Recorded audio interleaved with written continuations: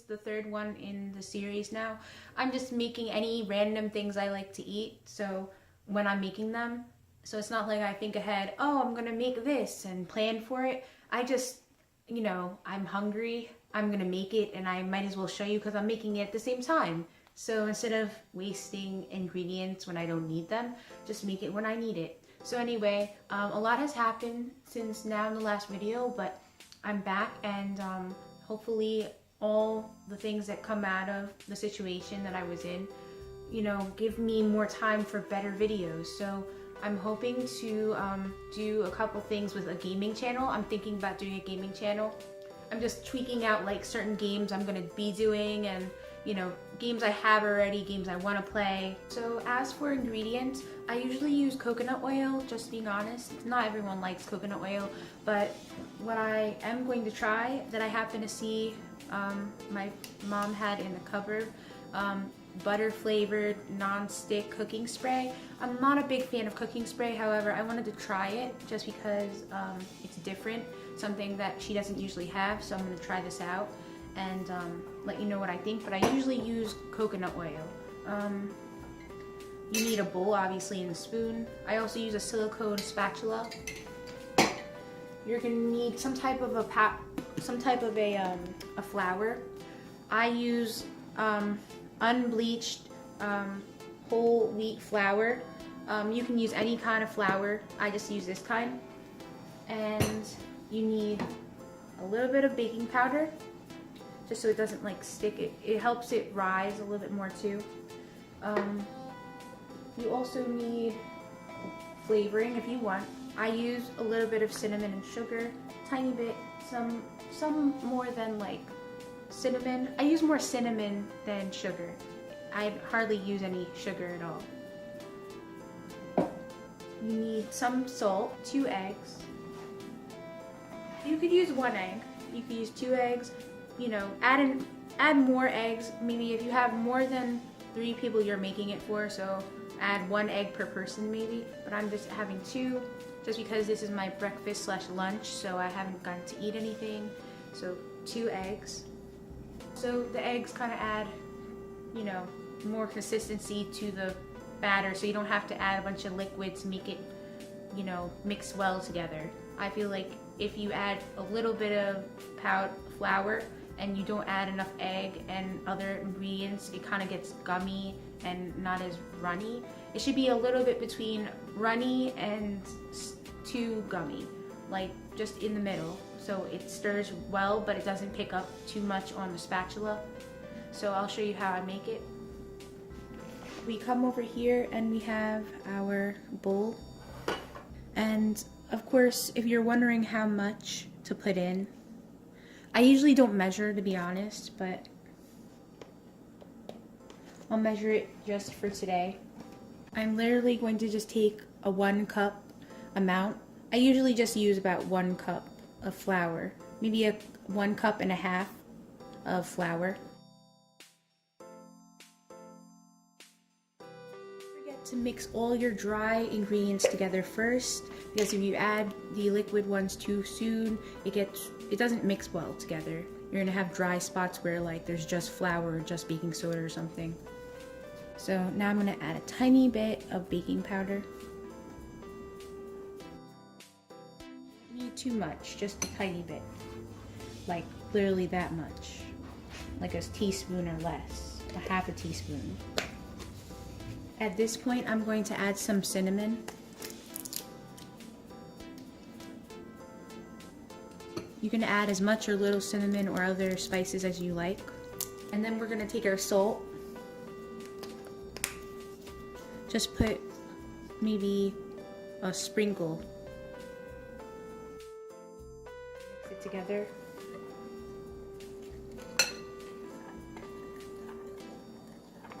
Mix it slowly enough so that it all gets like mixed together well. It's not just whisked around. Actually, a whisk would be good for the wet ingredients, but I'm just going to use a silicone spatula. See any more brown cinnamon? That's when I know it's mixed well together. It should be like an off-white color now because I added like the cinnamon and most of the other stuff is just like a white color, like the baking soda and the salt. Since this is unbleached flour, it's gonna be like an off-white anyway. Oh yeah, I forgot, you need milk as well. So you take the egg, one of the eggs, and break it.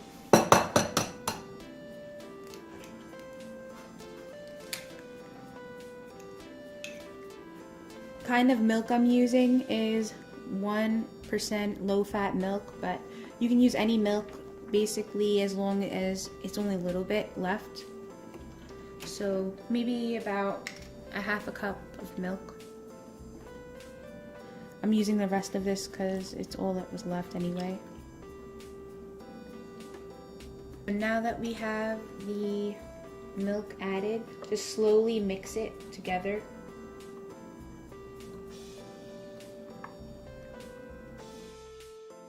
Just scrape on the sides just to make sure you don't have like a bunch of loose flour that's dry still. Because when you're like making the pancakes, it's gonna taste nasty if there's a bunch of flour in the middle that's all dry and it's not like liquidy at all. So the consistency should be liquidy but slow to fall, so it's like slow off the spoon, it's not too fast. And if you want it to have a thicker consistency, then just add more flour. You can substitute any of these ingredients if you look on the internet. So I'm gonna put my burner on about 3 or 4 because that's like maybe say a medium. If you want it to cook faster but it will burn, you could put it on high, but I would recommend medium or low, like a medium setting. I'm gonna shake this up, butter flavored, no stick cooking spray, great value. I think that's a Walmart store brand. Anyway, great quality guaranteed. Of course, it's Walmart, alright. Anyway, great value, it says, so that's what I'm using. I prefer coconut oil, but I'm gonna see how this, tests out. I always am open to trying new things, so I'm just changing up my routine, seeing how that works out. You don't need too much, just enough on the bottom part of the pan, really. And then I'm gonna get my spatula. Between you putting down the pan and heating it up and putting the batter in, just make sure that you maybe stir it a little bit because it can settle. I give the oil like a couple of minutes to heat up. So basically, I've been letting it cook for a little bit longer. It's not ready to flip yet, but you'll notice that outside of the outer rim, it starts to solidify first, and then toward the center it'll get some air bubbles. When it gets really solid looking, like not really liquidy anymore, you'll see like an even surface, and when the bubbles come, you know that it's time to flip it. So, and depending on how long you want it to cook for, the longer you have it on, obviously the more cooked it'll look, and it'll be browner, like more well done. I like mine at least a little bit brown, not too light. So you can either leave it on a little longer, or you can flip it over and then it'll get it going. And then, because this is the first one, it won't come out perfect unless you leave it for a longer time.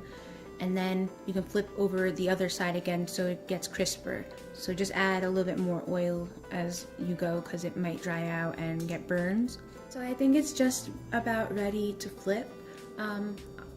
As I said before, just make sure that you have it not any liquid in the middle and just flip it.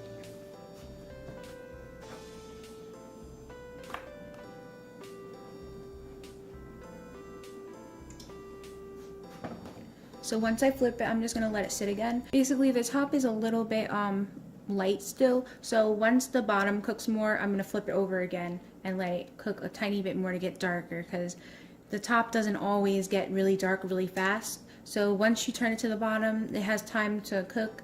Then turn it to the other side if you want it to be darker. Because like I said, the more you add, the faster it'll cook. I just turned the setting up to 5, which is maybe like upper, it's probably just medium, literally just medium on this stove. This is an LG stove. I don't know what it's called, but it's like an electric stove.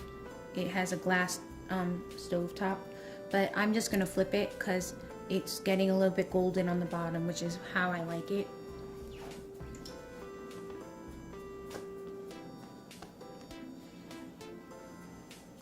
Then I'm just turning it to the other side like I did, and you'll see it's gonna just cook more. The pan looks pretty much done in terms of cooking the pancake. The pancake looks pretty golden on the top.